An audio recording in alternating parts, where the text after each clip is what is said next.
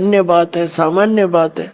और आत्म कल्याण के लिए ज्ञान होना ये एक बहुत गजब की बात है। और इसके बिना आपका जीवन व्यर्थ है, चाहे आप बड़ा राष्ट्रपति बन जाना। ये भक्ति नहीं है तो यूजलेस जीवन है आपका। और इसके लिए आपने समय मिला है, यह धन्य है आपके जन्म, धन्य है आपकी किस्मत और धन्य है आपके माता पिता जिनसे जन्म हुआ। ऐसे समय में मनुष्य जन्म इस दास को परमात्मा ने भेज रखा है इस सारे ज्ञान को प्रकाशित करने के लिए। और ऐसे समय में आपका जन्म है, धन्य हो गए हो तुम सत्कर्म लेना। तो इसलिए समय निकालना।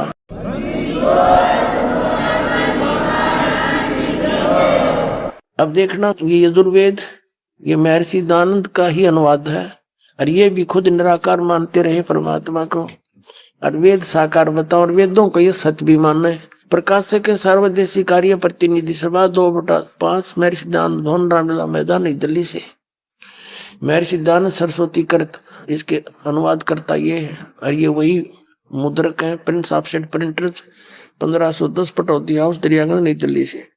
हम इसके 40वें अध्याय के अंतिम मंत्र पर आते हैं, जिससे हमने पुरुष का अर्थ देखना है। ये देखिएगा, ये 44वां अध्याय है, 40वां अध्याय, और इसका मंत्र नंबर 17 है।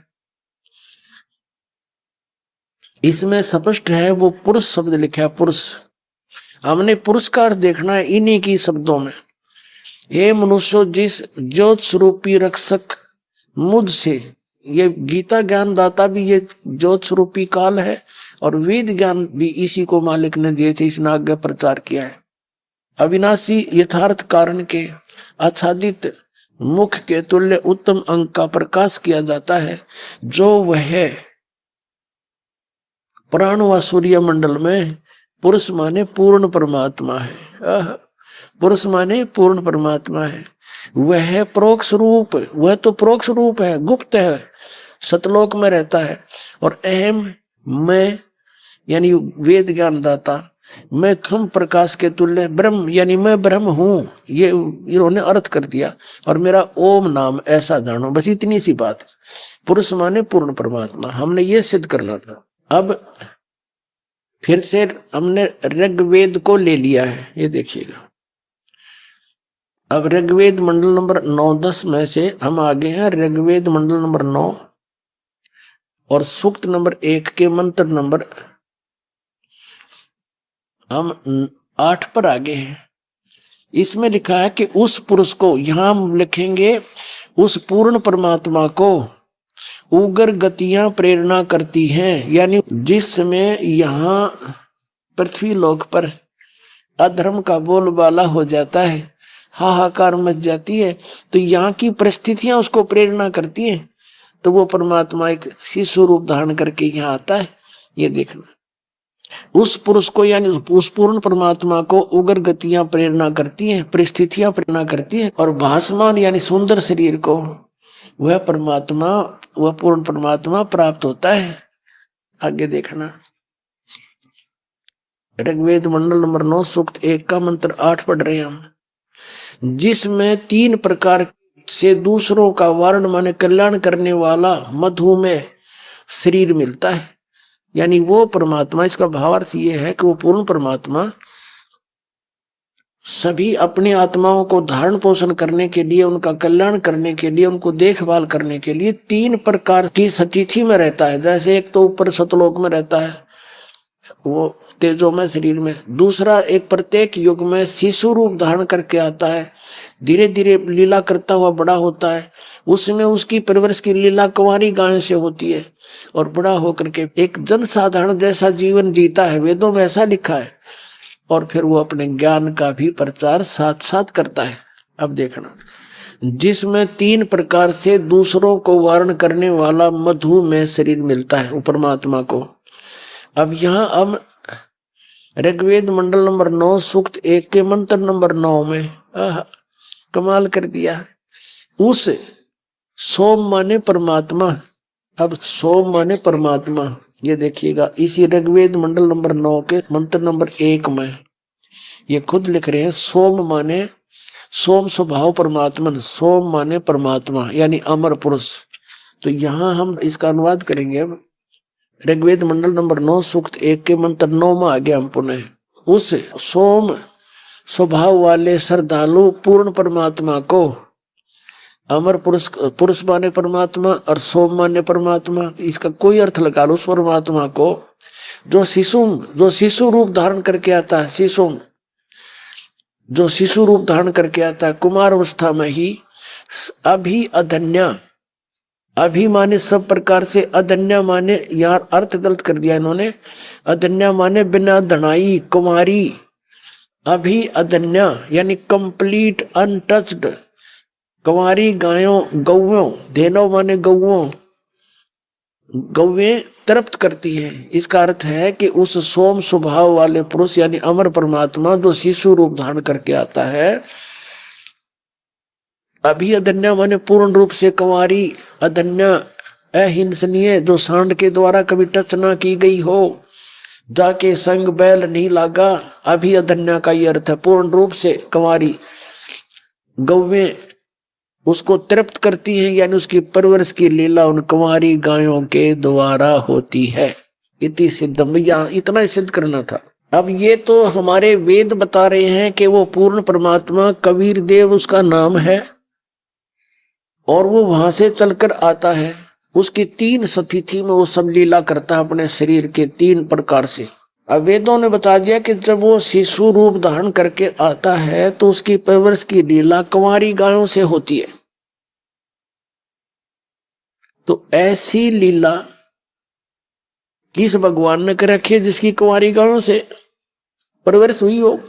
तो जिसकी जीवनी के अंदर ऐसा लिखा है और जो वेदों से मेल खाता, ही इज गॉड, जिसके विषय में वेद बता रहे हैं। अब देखो कबीर सागर, ये संपूर्ण 11 भाग, खेमरा श्री कृष्ण दास प्रकाशन, मुंबई।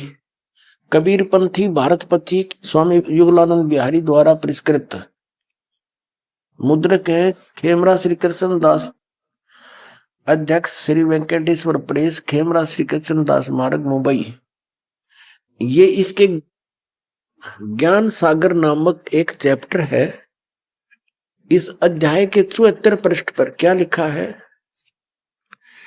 कि सुन जुल्हा मन भयो आनंदा, जिमी चकोर पायो निश्चंदा, निशी चंदा।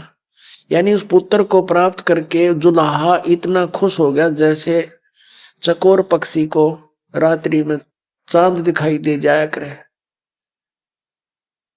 ले सुत चले हर्ष मन कीना, तासो पुन अस बोल ही दीना। सुत काशी को ले चले, लोग देखण ते आव, अन्न पानी भक्से नहीं, जुल्हा शोक मनावे। यानी परमात्मा वो बालक जो है कुछ भी नहीं खावे था, तो जुल्हा यानी नीरू दुखी हो गया। तब जुल्हा मन कीन दीवाना, रामानंद सो कही उत्पाना। रामानंद ऋषि से दुख व्यक्त किया कि ऐसे मेरा बेटा कुछ खाता नहीं है, हमें एक जंगल में पुत्र प्राप्त हुआ। मैं सुत पायो बड़ा गुणवंता, कारण कौन बखे नहीं संता। रामानंद ध्यान तब धारा, जुल्हा को तब असवचन उचारा। पूर्व जन्म तब ब्राह्मण जाति, हरि सेवा के निबल बाती। तुम सेवा हर की चूका, ताते भयो जुल्हा का रूपा। प्रीति प्रभु गही तोर लेनी, ताते उद्धान में सुत तो है दीना। ये तो रामानंद जी अपनी अटकल ला रहा है कि तू पहले ब्राह्मण था, इब का तुम जुल्हा बन गया, तेरे से कोई गलती होगी, इसलिए परमात्मा ने तुझे जंगल में एक पुत्र दिया। अब ये नीरू वचन, हे प्रभु जस की नो तस पायो, आरत हो तो दर्शन आयो। संकट में मैं तेरे पास आया हूं, मैंने जैसा करा मैंने भोग लिया। सो कहिए उपाय गुसाई, बालक अक्सु दावंत कुछ खाई। ऐसा उपाय बताइए कि ये बालक भूखा कुछ खा ले। रामानंद अस युक्ति विचारा, तुम सुत कोई ज्ञानी अवतारा। बचिया जाई बैल नहीं लागा, सोले ठाड़ करो ते ही आगा। ओए होए। अब रामानंद जी क्या बता रहे हैं कि एक बछिया ले आओ जिसको बैल ने टच ना करया हो कभी भी, और उसको ला करके उसके आगे खड़ी कर देना। दूध चले ते ही छनते, दूध ही धरो छिपाई। अक्षुदावंत जब होवे ताको देखवाई, जुल्हा एक बछिया ले आवा, कंवारी बछिया ले आया, और चलो दूत कोई मरम ना पावा, चलो दूत जुल्हा हरसाना, राख छिपाई काहू नहीं जाना। पुण्यात्माओं, आज का जो सत्संग दास सुनाना चाह रहा था आपको, उसकी भूमिका बना रहा हूं भी है। और जब तक यह भूमिका बनेगी इतना ही सत्संग का समय पूरा हो लेगा। जो दास आज आपको सुनाना चाहा था ये सारा अभी लाया हूं इकट्ठा करके, इसका बेस बनाया आज के सत्संग का। अब इसमें क्या है, जैसे पवित्र कबीर सागर है, और आज प्रसंग शुरू किया था कि काल ने न्यू कहा था कि मैं तेरे पीछे जब तुम जाओगे तेरे नाम से 12 नकली पंथ चलाऊंगा कबीर नाम तय, और वो सभी कबीर पंथी को आवेंगे और नाम मेरा नकली देंगे, और वो सब जीवों को फंसा कर मेरे ही जाल में रखेंगे। तो परमात्मा को पता था कि वो काल कहाँ कहाँ बिगाड़ करेगा।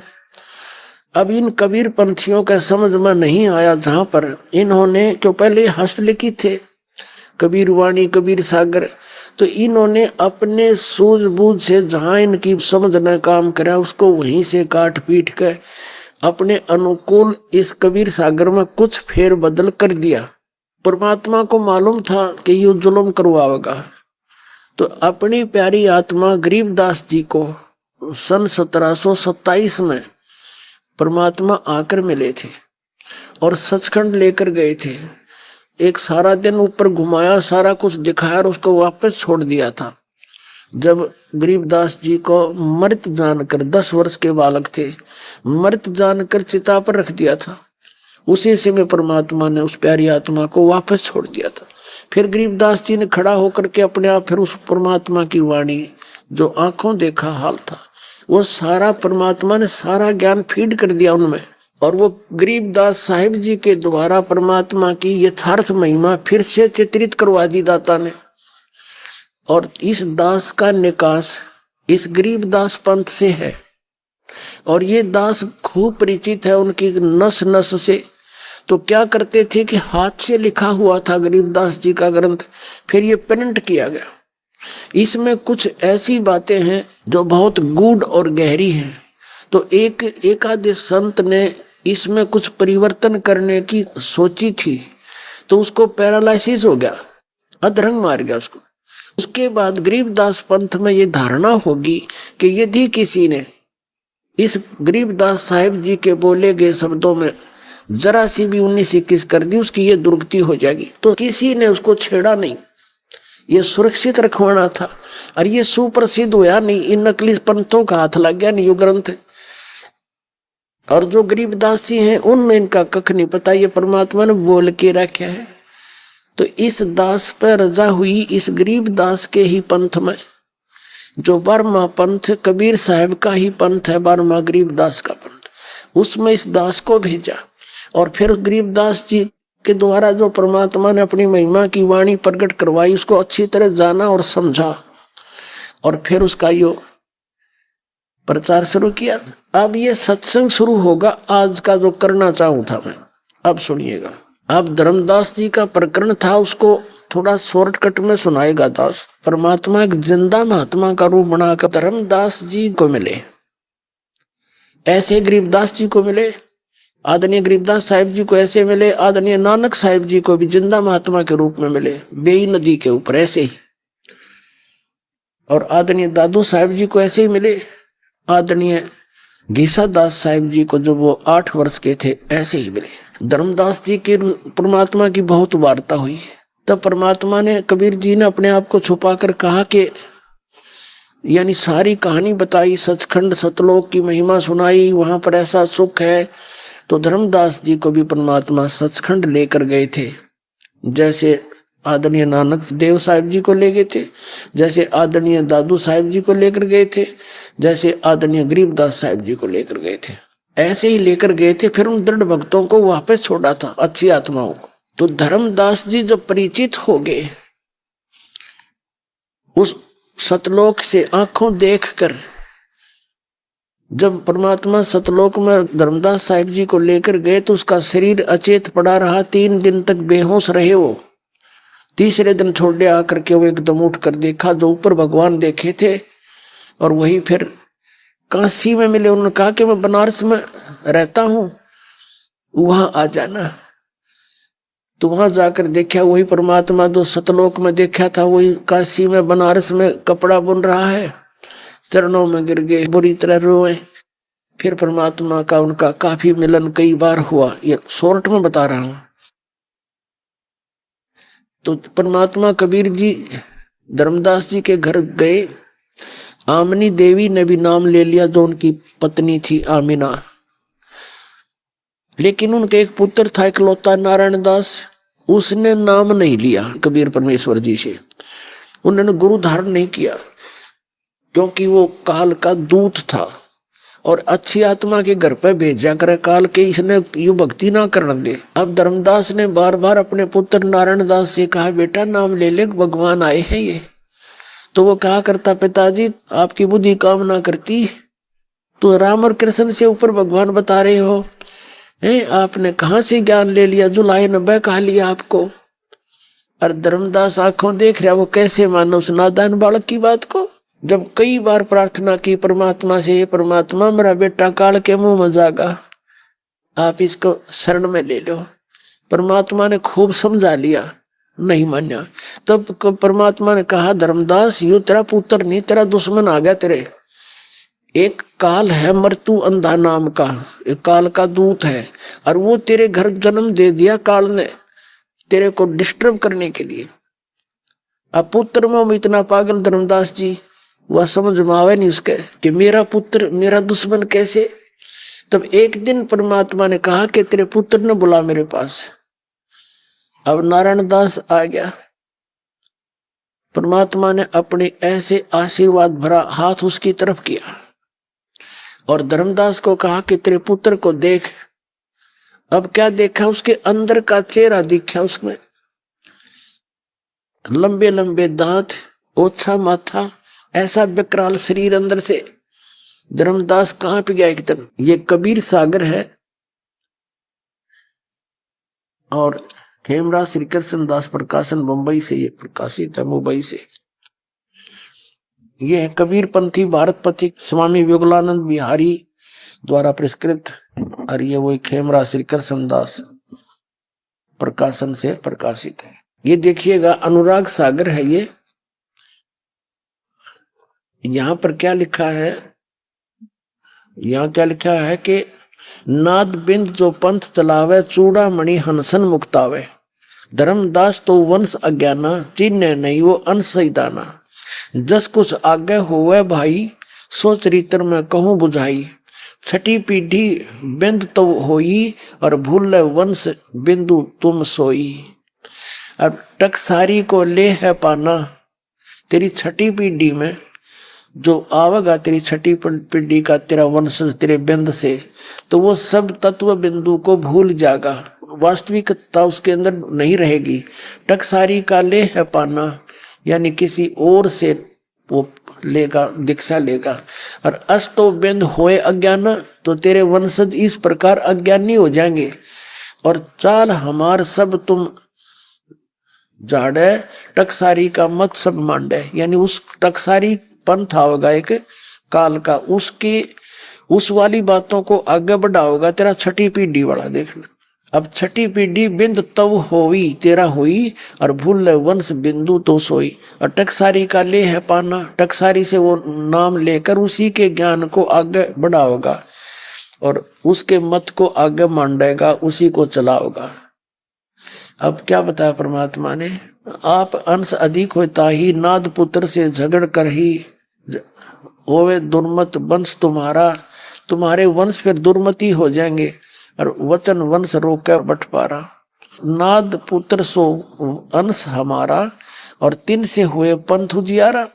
वचन वंश जो होए सचेता, बिंद तुम्हारा न माने होता। अब यहाँ परमात्मा सारा कुछ बताते हुए आ रहे हैं कि ये क्या कह रहे हैं कि जो नाद के होंगे ना, नाद के, एक तो वंश वचन से होते हैं जो, तो क्या बताते हैं, नाद पुत्र सो अंश हमारा, और तीन से होए पंथ उजियारा। एक तो नाद के, एक बिंद के, छठी पीढ़ी बिंद तुम्हारा। ये बिंद और नाद समझाएंगे थोड़ा सा। बिंद तो वो होते हैं जो अपने शरीर से उत्पन्न होते हैं, अपने अपने पुत्र। और वन नाद के होते हैं वचन के, जैसे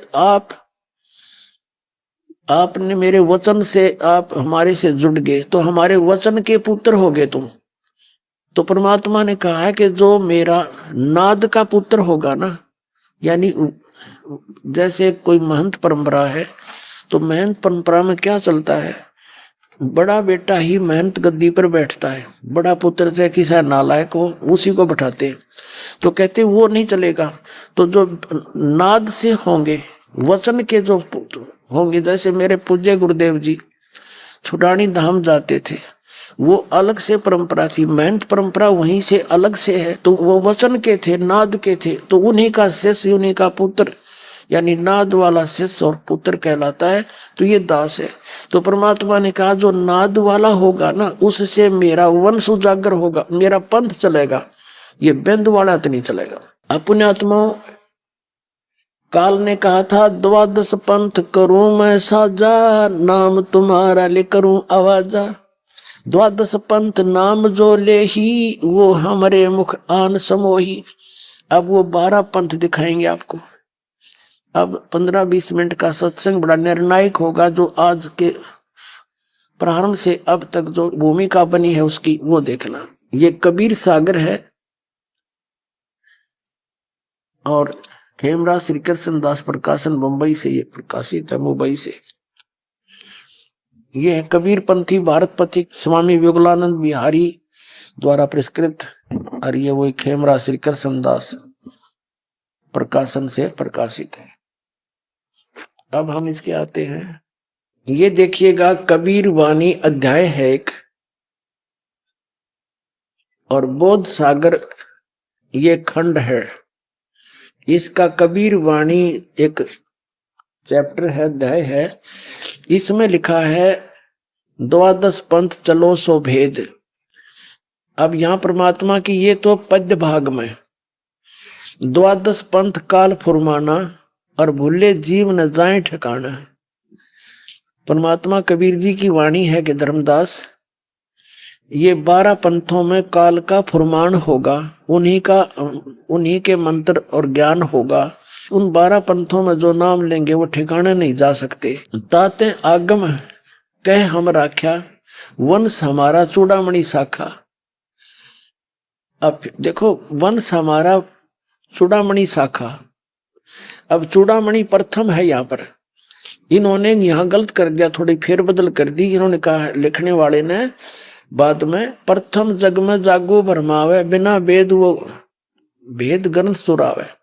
दूसरा सूरत गोपाल हुई, तीसरा मूल निरंजन, चौथा पंथ टकसार, और 5वां यो बीज का लेखा, और छठा सतनामी। इन्होंने यहाँ गड़बड़ कर दी। अब इसका निर्णय यहाँ से होगा। ये है कबीर चरित्र बोध, और बोध सागर का 1870 पृष्ठ पे, यहां देखिएगा। अब कबीर साहब के पंथों का वृंतांत, प्रथम नारायण दास जी का पंथ। अब ये इन्होंने गड़बड़ कर दी। यहाँ लिखना था प्रथम चूड़ामणि का पंथ, क्योंकि नारायण दास जी ने तो कबीर साहब के मार्ग को स्वीकार ही नहीं किया था। तो ये कबीर साहब के नाम से पंथ था, इसने चलाया ही नहीं था। प्रथम चूड़ामणि का है, वो आगे सिद्ध करेंगे। और दूसरा यागुदास, तीसरा सूरत गोपाल, चौथा मूल निरंजन, 5वां टकसारी पंथ, और छठा भगवान दास का पंथ, 7वां सतनामी, और 8वां कमालीय पंथ। ये कमाली नहीं, कमाल का पंथ, जो कमाल मूर्त तक जीवित किया था, बाद में गुरुद्रोही हो गया था। राम कबीर पंथ, परम धाम की वाणी पंथ, जीवा पंथ, और 12वां है यो गरीबदास पंथ। अब ये याद रखना, ये 12वां गरीबदास पंथ है। अब देखना, अब यहाँ निर्णय होगा। फिर हम आगे कबीर वाणी पर 136 पृष्ठ पे, यहाँ क्या लिखा है। अब इन्होंने कहा, परमात्मा की वाणी है या द्वादश पंथ काल फुरमाना, अरे भूले जीव न जाव ठिकाना, ताते आगम कह हम राख्या, और वंश हमारा चूड़ामणि शाखा। ये प्रथम वंश लिखना था, प्रथम जो 12 पंथों में से प्रथम है चूड़ामणि। इन्होंने यहां से शुरू कर दिया, जगगूत नहीं। अच्छा आगे चलो, दूसरा सूरत गोपाल, फिर टकसारी पंथ, मूल निरंजन पंथ, ये वही है नो के नो। ये पद भाग में है, वो गद्य भाग में है। अब यहाँ आगे राम कबीर पंथ, यो सतनामी पंथ, और फिर आगे अब यहां तक ये 10वां आ गया। आगे ये लिखना भूल गए, 10वें के आगे ये 11वां हो गया। ये वास्तव में 11वां है, परम धाम की वाणी पंथ। और यहां देखिएगा कि संवत 1775 हुई, ता दिन प्रेम प्रगट जग सोई। अब गरीबदास साहिब जी का जन्म 1774 में हुआ था, ये गलती से 75 लिखा गया। संवत 1774 में गरीबदास जी का जन्म हुआ था गांव छुडानी में। और ये 12वां पंथ आपने पढ़ लिया कबीर चरित्र बोध की 1870 पृष्ठ पे, 12वां गरीबदास पंथ है। अब यहां से लिंक होगा इसका। अब 137 पर आगे हम, आज्ञा रहे ब्रह्म बोध लावे, कोली चमार सबके घर खावे, और साख हमारी ले जीव समझावे, असंग जन्म वो ठोड़ नहीं पावे। 12वें पंथ प्रगट हो बाणी, 12वें पंथ में गरीबदास जी वाले 12वां पंथ है, उसमें मेरी महिमा की बाणी प्रगट होएगी। हवे ये है नहीं, हवे 12वें पंथ प्रगट हो बाणी, और शब्द हमारे की निर्णय ठानी, अस्थिर घर का मर्म नहीं पावे, ये 12 पंथ हम ही को धावे, 12वें पंथ हम ही चल आवे। ओए होए, कहा 12वें पंथ यानी गरीबदास के पंथ में हम ही, कबीर साहब कहते हम चल कर आवेंगे, और सब पंथों को मिटाकर एक ही पंथ चलावेंगे।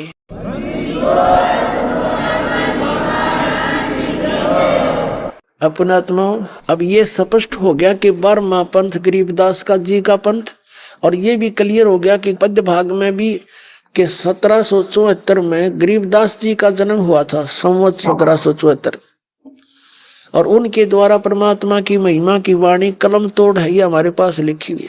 तो क्या बताया कबीर साहब ने कि गरीबदास पंथ तक के लोग मेरी ही महिमा की वाणी को गुणगान करया करेंगे, इसको पढ़कर, पर इनका समझ में नहीं आवेगी। तो 12वें पंथ में यानी गरीबदास वाले पंथ में आगे चल के जब कलयुग 5500 बीत जाएगा, तब हम ही प्रगट होंगे, और हम आकर उस तत्व ज्ञान को पुनः समझाएंगे, सब पंथों को मिटा के एक पंथ चलाएंगे। ये देखना, 12वें पंथ प्रगट हो बाणी, गरीबदास जी के द्वारा परमात्मा की महिमा की वाणी पुनः प्रगट हुई, और शब्द हमारे का निर्णय ठानी। ये 12 पंथ के व्यक्ति हमारी साखी को लेकर जीवों को समझाया करेंगे, लेकिन इनका समझ में नहीं आवे और ज्ञान नाम गलत देंगे। असंग जन्म ये छोड़ नहीं पावे, और अस्थिर घर का मर्म नहीं पावे। ये 12 पंथ कबीर कबीर कहेंगे, लेकिन वो अस्थिर यानी सतलोक नहीं जा सकेंगे। 12वें पंथ हम ही चल आवे, और सब पंथ मिटा के एक का पंथ चलावे। आगे क्या बताया कि प्रथम चरण कलयुग निर्याना, तब मगर मांडो मैदाना। ये प्रथम चरण कलयुग में वो होगा, कलयुग का, जब मैं मगर से सह शरीर जाऊंगा, मगर में मैदान मांडूंगा, यानी वहां कोई लीला करूंगा।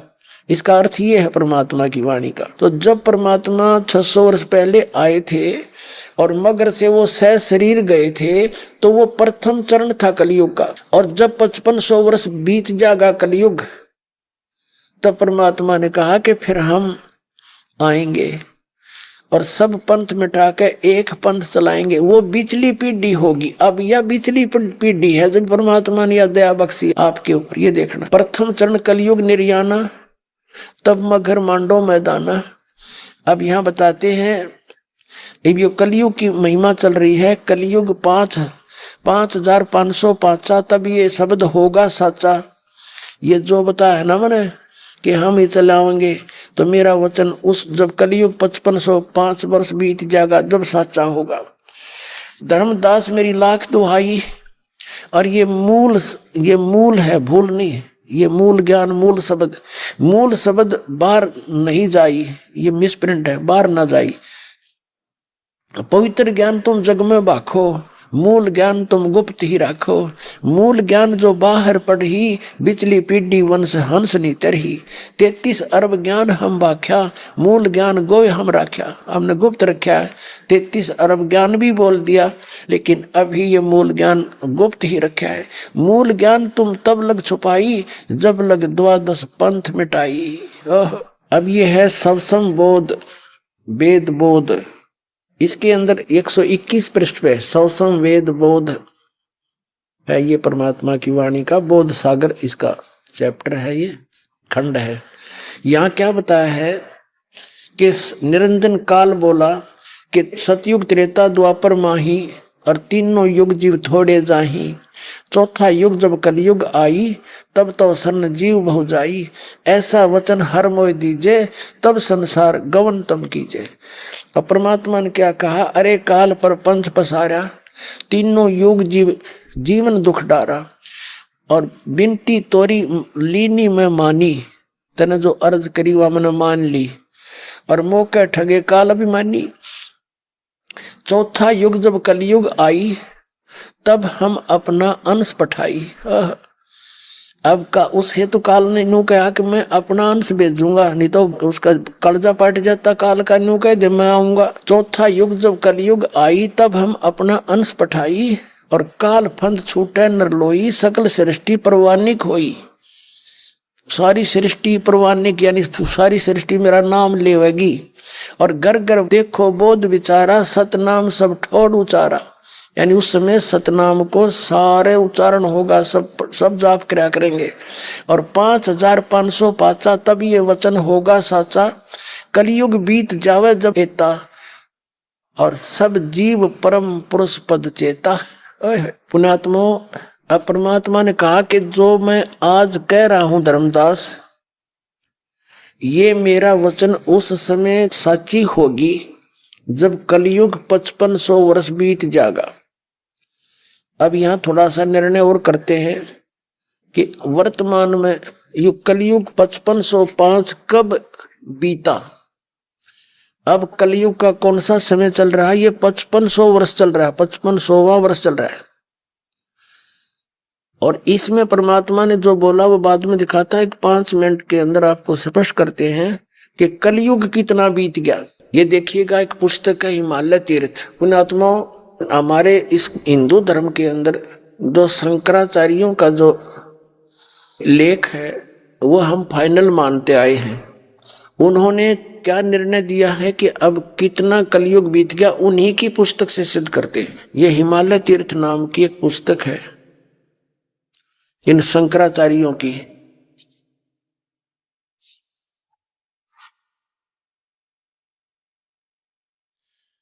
जेपी नंबूरी, उप मुख्य कार्य अधिकारी, श्री बद्रीनाथ केदारनाथ मंदिर समिति का।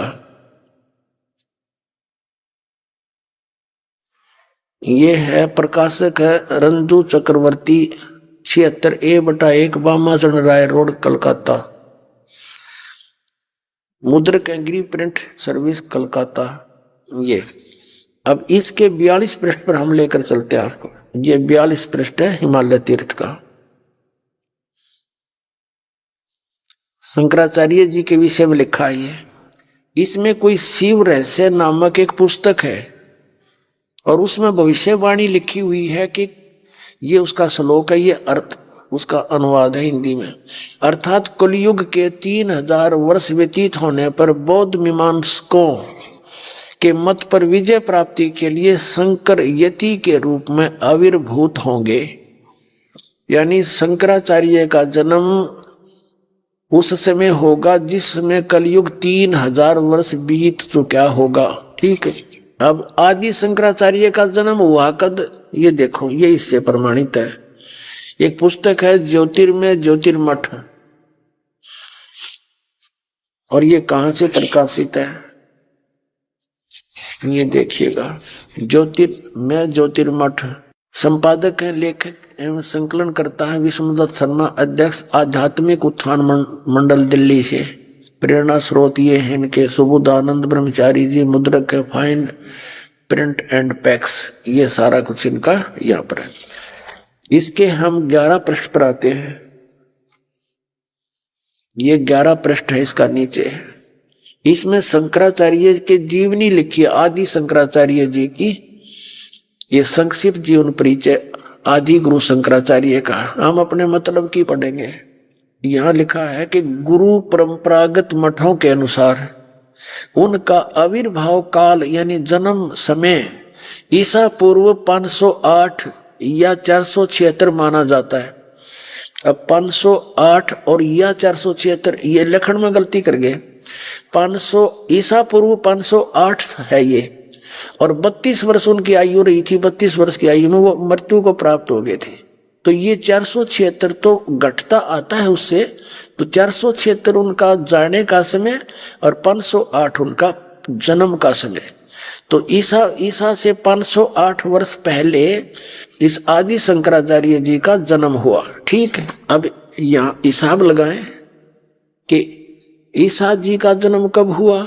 आज से 2012 वर्ष पहले।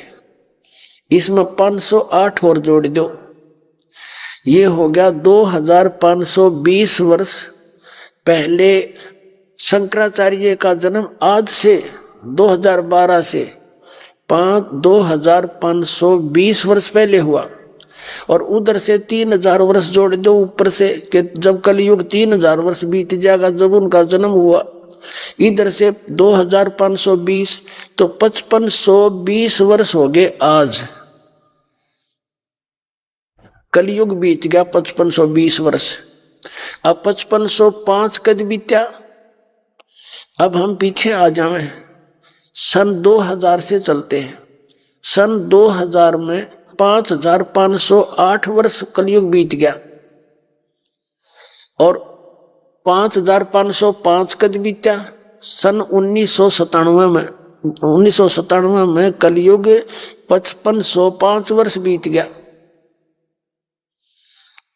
अब उस 5505 का क्या लिंक है आपको स्पष्ट करते हैं। ये आध्यात्मिक ज्ञान गंगा आज नहीं लिखी, ये सन 2008 से चल रही है। इससे पहले भी दास ने एक पुस्तक लिखी थी भक्ति और भगवान, उसमें भी वर्णन किया था कि सन 1997 में परमात्मा दास को मिले थे, और उसमें उन्होंने कहा था बेटा अब समय आ गया है, जिस उद्देश्य के लिए तुझे भेज रखा है, लेकिन अब तू सतनाम और सारनाम का शुरुआत कर दे, और अभी मेरे मिलन का समय गुप्त रखना। मैं तुझे मिला हूं, अभी डिक्लेयर ना करना, समय आने बताना। अब देखना, इसका प्रमाण आपको दिखाते हैं। यह आध्यात्मिक ज्ञान गंगा है एक पुस्तक, ये आपके कर कमलों में है। ये इसके 538 पृष्ठ पे है। ये नीचे प्रकरण है थोड़ा सा। मुझ दास को यानी रामपाल दास को परमेश्वर कबीर साहिब जी संवत 2054 फाल्गुन मास शुक्ल पक्ष एकम मार्च 1997 को दिन के 10 बजे मिले, और सार शब्द की वास्तविकता तथा संगत को दान करने का सही समय का संकेत देकर अंतर ध्यान हो गए। इसको अगले आदेश के लिए रहस्य युक्त रखने का आदेश दिया कि मैं तुझे मिला हूं, अभी इसको गुप्त रखना।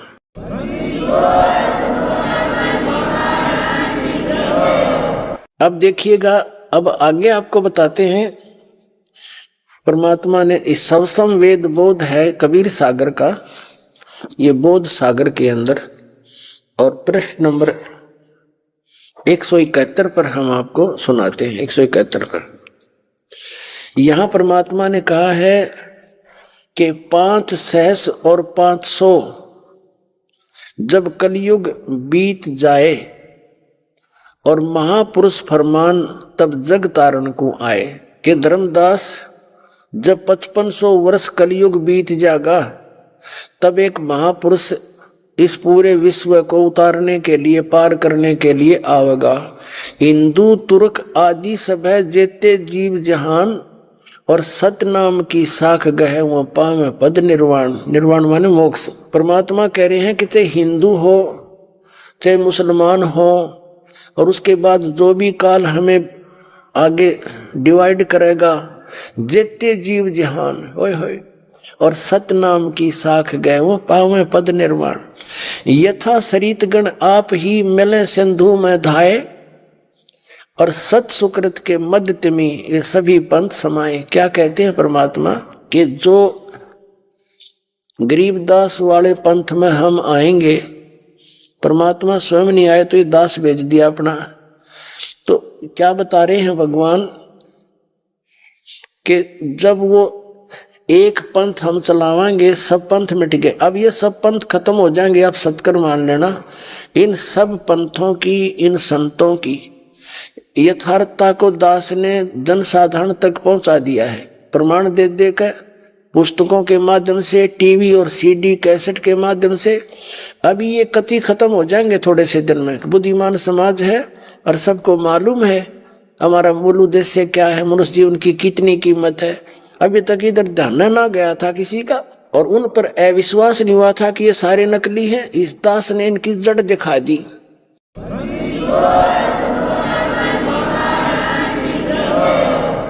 अब हम जब छोटे छोटे थे, वर्षा के दिनों में हम क्या करते थे, दास का जन्म किसान परिवार में हुआ तो वहाँ क्या करते थे, एक खेत में कहीं पर आम उग जाते थे वर्षा के दिनों में, छोटे छोटे पौधे, और वहाँ से कहीं नीम उग जाते, कहीं पीपल, उनको वहाँ से उठा के दूसरे खेत में लगाने जाते थे। छोटे छोटे बालक थे, यही काम लगे रहते थे। तो कई बार जो है ना, उस निकालते समय बालक थे, ध्यान नहीं था, उस मिट्टी हट जाती नीचे की जड़ों से। तो दूसरे साथी कहा करते कि तेरी आम के पौधे की जड़ राम ने देख ली, अब यूं ना उग गए। यानी वो फिर मुरझा जाता था जिसकी जड़ों की मिट्टी हट जाती थी। जब दूसरी जगह लगाते 1 किलोमीटर जाते इतना सूख लेते, हम लगाते तो वो मुरझा जाते, खत्म हो जाते। तो यूं कहा करते कि तुम्हारे इस पौधे की जड़ राम ने देख ली, अब युग को न मुरझा जाएगा। तो दास ने इन सारे पंथा की जड़ दिखा दी, अब सारे मुरझा जाएंगे, ये अब ये खत्म हो जाएंगे।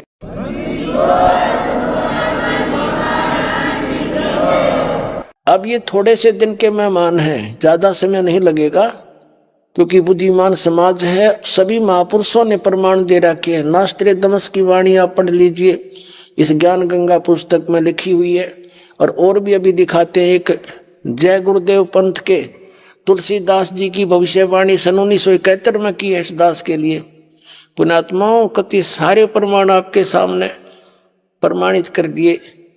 अब तक समझा है तो सर दर पाओ, भौर नहीं रे सदाओ। अब क्या बताते हैं कि जो बार में पंथ में आगे चलकर हम आएंगे, यानी दास भेज दिया, तो वो एक पंथ चलेगा, सुकृत पंथ होगा, वो सत सुकृत पंथ होगा, वो सही पंथ होगा। उस पंथ के अंदर सभी पंथ ऐसे मिलेंगे जैसे ये सरितगण यानी दरिया अपने आप स्पीड से जाकर समुद्र में मिलकर एक रस हो जाती है। ऐसे सभी पंथ आके उस एक पंथ में ऐसे मिलेंगे स्पीड के साथ। ये देखो, हम सवसोम वेद बोध पढ़ रहे हैं 171 पृष्ठ पर। अब हम यहाँ आगे हैं कि हिंदू तुर्क आदि सब जेते जीव जहान, सतनाम की साख गए में पावे पद निर्माण।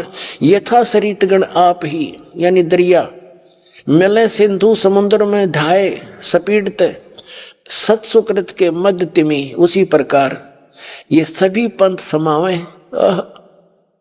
फिर कहा कि जब लग पूर्ण होवे नी ठीके को तिथिवार, और कपट चातुरी तब लग यो सब संवेद निराधार है। ओए होए, अब क्या बताते हैं परमात्मा धर्मदास जी को कह रहे हैं कि जो मैं बोल रहा हूं और तू सूक्ष्म वेद लिख रहा है ये, और मैं क्या कह रहा हूं कि ये सारे पंथ जब 5500 वर्ष बीत जाएंगे ना कलयुग, तब ये सारे काम होंगे, सब एक होंगे, एक ही ज्ञान रहेगा, मैं ही भगवान रहूंगा, मेरा ही नाम रहेगा, और सभी एक हो जाएंगे और सबको मोक्ष दूंगा धर्मदास।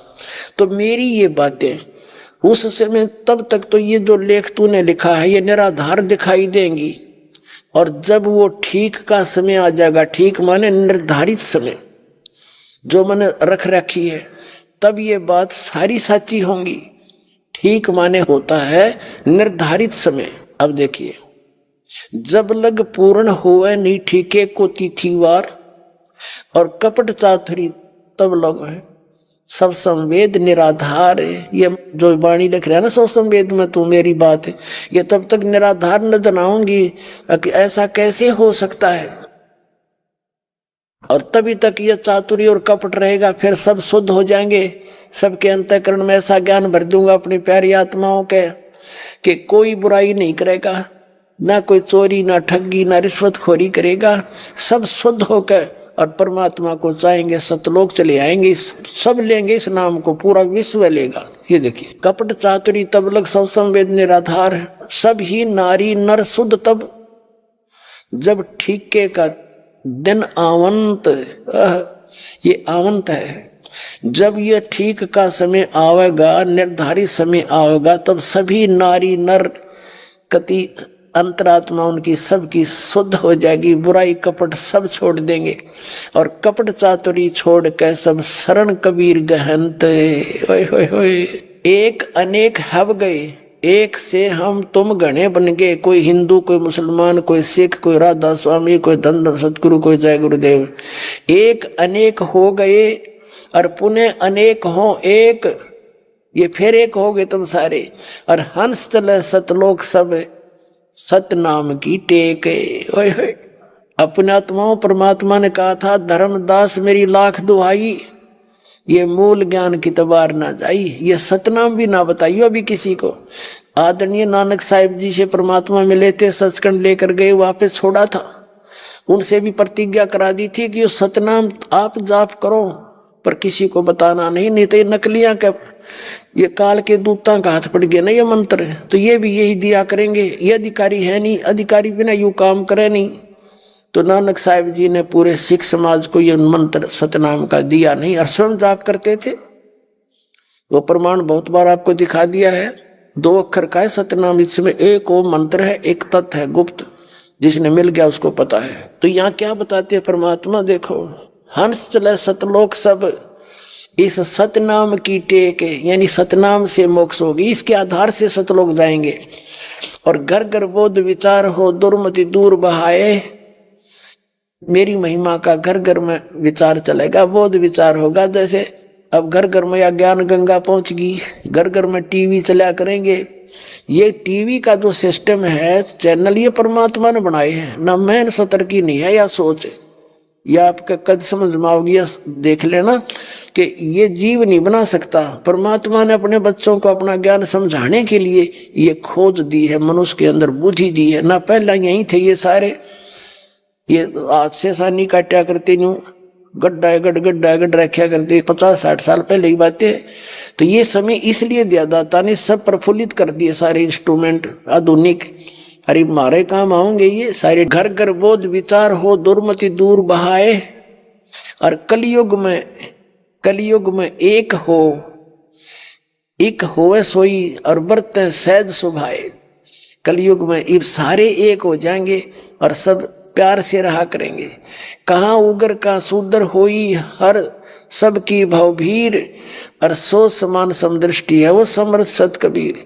अब जो वो पंथ चलावेगा बर्मा, उसमें चाहे क्या उगर, चाहे डाकू हो, चाहे कोई शूद्र हो, छोटी जाति का हो, चाहे कोई भी हो, सब एक हो जाएंगे। यानी सबकी भवभीर और सो समान दृष्टि है समर्थ सत कबीर। जो इस पंथ का प्रचारक होगा वो परमात्मा का कृपा पात्र समझ लो, समर्थ सत कबीर ही समझ लेना, और सबको समान दृष्टि से देखेगा। अब ये तो परमात्मा ने स्वयं बोल दिया कि ऐसा होगा। अपने आत्माओं आपको एक और दिखाते हैं। एक पुस्तक है जय गुरुदेव की वाणी, अमर वाणी, और ये श्री जय गुरुदेव पंथ के श्री तुलसीदास जी प्रवर्तक हुए हैं, उनकी भविष्यवाणी है इसमें। अपने आत्माओं, एक तो भविष्य वक्ता होता है और एक परमात्मा होता है। परमात्मा ने जैसे ये पूरे ब्रह्मांड रच रखे हैं, पृथ्वी को गति दे रखी है, ये चल रही है अपने हिसाब से।